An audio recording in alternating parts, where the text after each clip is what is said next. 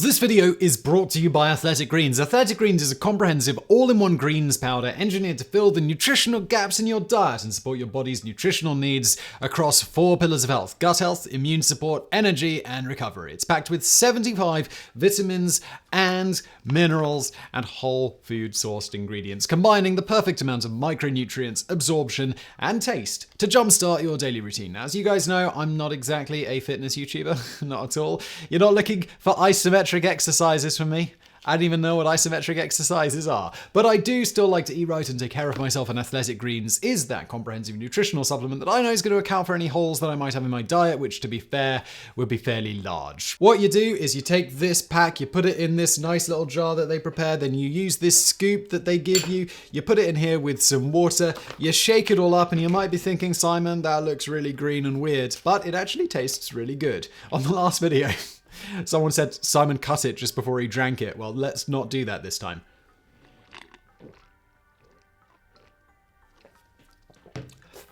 It's probably because this stuff gets all over my beard. Yes.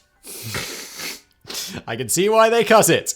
Plus, it's gluten-free, dairy-free, paleo, vegan, keto, low allergen, and low calorie. There's also less than 1 gram of sugar per serving. One of the things I personally like about it is it just provides a bit more sustained energy. They say it can replace your coffee, but I have it with my coffee because coffee is life. Athletic Greens is the perfect dietary support regimen. So if this sounds like a supplement that you've been looking for, grab your own immunity bundle, which has 1 year of vitamin D, which I totally don't have in front of me. I'm sorry, Athletic Greens. But you also get the 5 travel pouches for free, which is fantastic. The vitamin D is for free. Sorry, should have mentioned that. Just go to athleticgreens.com/brainfood, or just click the link in the description below. And now today's video. In the winter of 1944 to 1945, the people of the Netherlands teetered on the brink of starvation. As the Allied advance through the south stalled in the wake of the ill-conceived Operation Market Garden, the Dutch government in exile ordered a nationwide railway strike in an attempt to cripple the occupying German army. In retaliation, the Nazis cut off food shipments to the major cities in the west. In Amsterdam, Rotterdam, and The Hague, supplies of food and fuel rapidly dwindled, forcing citizens to survive on as little as 580 calories a day.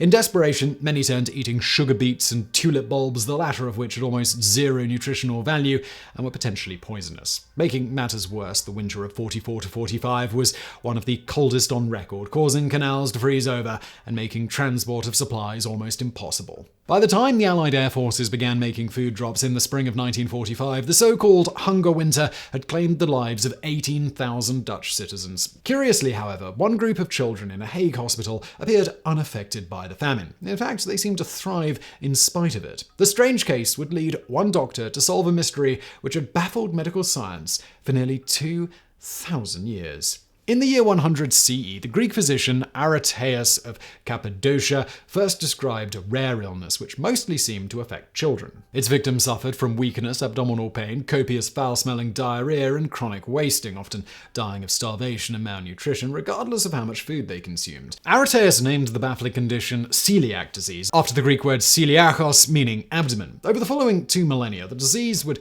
come to be known by many names, including chronic intestinal indigestion, intestinal infantilism, G-Herter's disease, celiac diathesis, celiac sprue, or simply sprue. But the cause and treatment remained as mysterious as ever. Researchers in the late 19th century ruled out a bacteriological cause for the syndrome affected children from all socioeconomic backgrounds and living conditions. Indeed, it seemed to affect wealthier children more, though some doctors theorized that poorer children simply died before a diagnosis could be made. Whatever the case, it was eventually concluded that any potential viable treatment for celiac disease would involve a combination of rest and diet. The first doctor to give a modern description of celiac disease was British paediatrician Samuel Gee of London's Hospital for Sick Children in 1887. Gee theorized that the disease was caused by an overabundance of dairy and starch and recommended that sufferers adopt a diet of raw meat, mussels, and toast while avoiding milk, rice, fruit, and vegetables. In 1908, American physician Christian Archibald Herter determined that fats were more readily tolerated by celiac patients than carbohydrates and recommended a similarly starch-free diet. As we shall soon see, both men were significantly off the mark, and these special diets did little to ease their patients' suffering. The first major breakthrough in the treatment of celiac disease was made in 1924 by American physician Sidney Haas, who prescribed a diet consisting largely of bananas. The diet was based on Haas's experiments in Puerto Rico, where he observed that the villagers who ate large amounts of bread often suffered from celiac, while the farmers who survived mostly on bananas seldom did. But unlike Guy and Herter's previous recommendations, Haas's banana diet actually seemed to work. In his influential 1924 paper on the subject, Haas described the cases of 10 children with celiac. Of these, the 8 treated with the banana diet made full recoveries, while the 2 left untreated eventually died. Children from around the country soon began flooding into Haas's clinic, while their desperate parents intercepted transport ships at the docks in order to get their hands on the precious life-saving bananas. Meanwhile, the banana industry decided to get in on the action and began heavily promoting Haas and his new miracle cure. Haas would eventually treat over 600 celiac patients over the course of his career, saving the lives of many. Unfortunately, he also made the mistake of claiming his banana diet constituted a permanent cure. Thus, when his patients eventually returned to their regular diets, they inevitably suffered from an immediate relapse. Indeed, while Haas had come tantalizingly close to unlocking the secret of celiac disease, his attention was focused on the supposed curative properties of the bananas. Consequently, he missed the key factor in the pathology of the disease, not what was added to his patients' diets, but rather what was missing from it. It would therefore take another decade and the efforts of another pioneering doctor before this 2 millennia-old medical mystery at last began to unravel.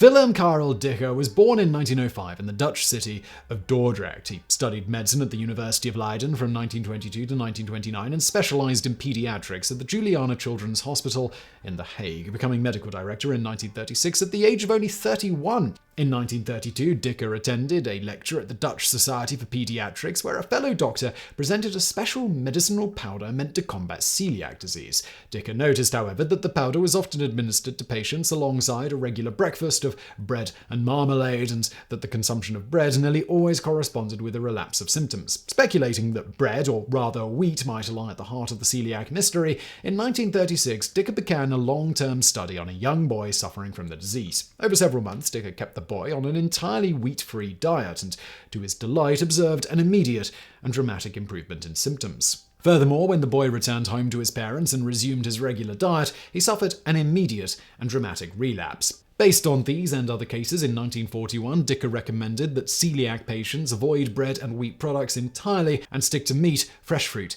and vegetables. But as these were in short supply during the war, Dicke instead kept his patients on a simple diet of porridge made without wheat flour. But it was the hunger winter of 1944 to 1945 that truly cemented Dicke's theory regarding the role of wheat in celiac. Within months of the Nazis imposing their blockade, wheat flour became nearly impossible to find, and bread dropped completely off the Dutch menu. Yet, while most of the children in Juliana Hospital were miserable for lack of bread, those with celiac seemed to thrive, with Dicke remarking that, "To the celiac children, the shortage of food was less severe than the toxic effects of wheat products." Indeed, over the course of the famine, the mortality rate of children with celiac dropped from nearly 35% to almost zero, and when the famine ended and bread was reintroduced to children's diets, mortality soared back to its pre-war levels. Dicke seemed to have finally discovered the true cause of celiac, but he had little time to investigate these findings. An ardent patriot, Dicke actively fought with the Dutch resistance, hiding down Allied airmen in the basement of the Juliana Hospital. For this, he was arrested by the Gestapo and thrown in jail, only being spared execution due to a shortage of doctors in the Netherlands. After the war, however, Dicke embarked on a 5-year research program to prove his theories about the origins of celiac disease. He worked closely with biochemist J.H. van der Kamer of the Netherlands Central Institute for Nutritional Research in Utrecht, who had developed a method for measuring the fat content of a patient's stools. This, in turn, allowed Dicke and van der Kamp to determine the amount of food absorbed by a patient's intestines when fed various types of cereals. This research revealed that while regular wheat flour produced celiac symptoms, purified wheat starch did not. This disproving the long-held theory that celiac was caused by starches. Further research finally succeeded in nailing down the real culprit, gluten, a product found in wheat and rye, but not in rice or most fruits and vegetables, including bananas. Research in Britain, Scandinavia, and Germany soon confirmed Dicke's findings, and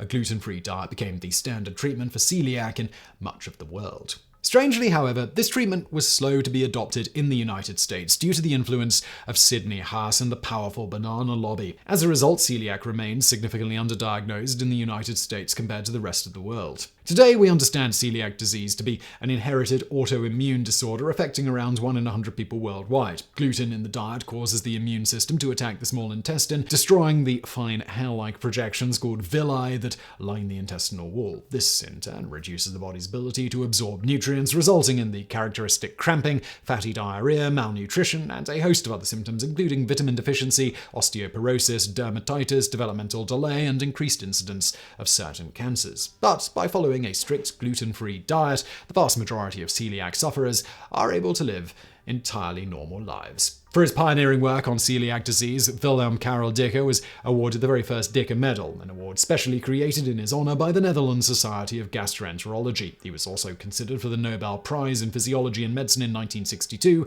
but his death soon afterward at the age of 57 eliminated him from contention. However, according to his colleagues, Dicke was a humble man and would not have wanted the award anyway. He would have been content knowing that his work had helped make life of sufferers of celiac disease, well, just a little bit less of a pain in the arse. So I really hope you found that video interesting. If you did, please do hit that thumbs up button below. Don't forget to subscribe, and thank you for watching.